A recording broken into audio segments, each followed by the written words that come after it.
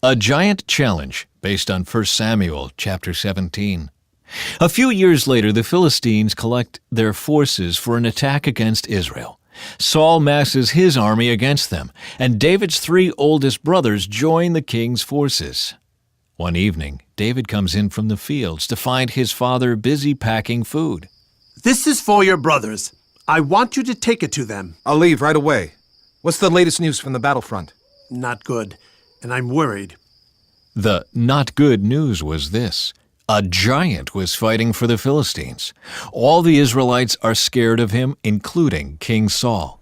What's going on? What's going on? Listen to that giant! Why do you bother lining up for battle? Just send out a man who dares to fight me. If he kills me, then the Philistines will all put down their weapons and be your servants.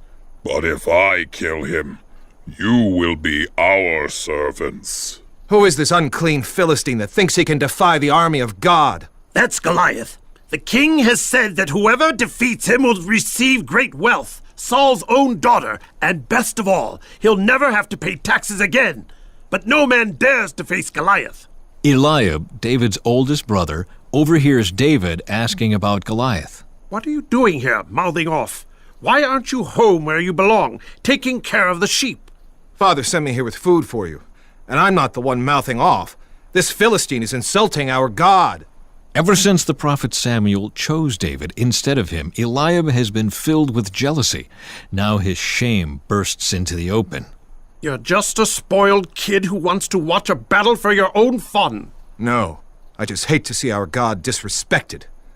I'll fight the giant. David's words spread throughout the camp. O king, there is one person who will fight, but... Bring him here at once. David enters Saul's tent, but Saul does not recognize this young shepherd as the same boy who used to play for him.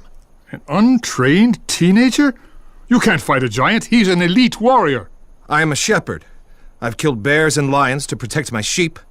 The Lord is our shepherd, so God will help me kill this Philistine to protect our people. Spoken with courage and faith.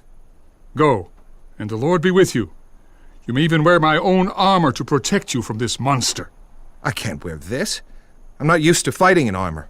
Besides, my plan is not to defend myself, but to attack. I don't need armor. Just some stones for my sling. With only his shepherd's staff and a sling, David goes out to meet the Philistine giant.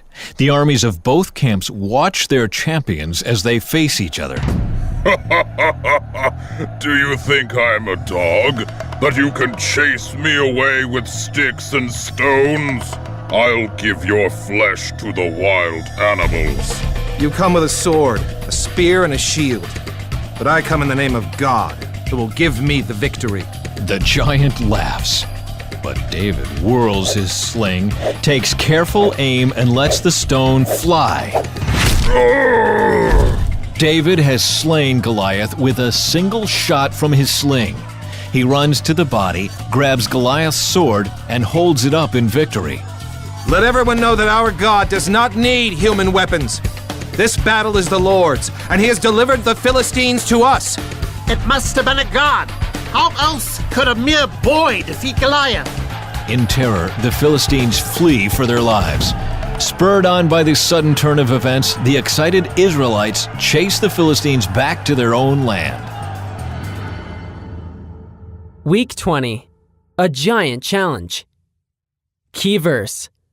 But David said to him, "You come to me using a sword and 2 spears, but I come to you in the name of the Lord All-Powerful, the God of the armies of Israel. You have spoken against him."